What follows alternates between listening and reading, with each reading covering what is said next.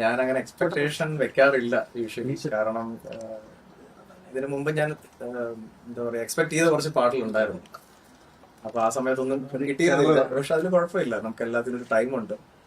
And ഈ ഒരു song തീർച്ചയായിട്ടും വളരെ സന്തോഷം എനിക്കത് പാടാൻ സാധിച്ചത്.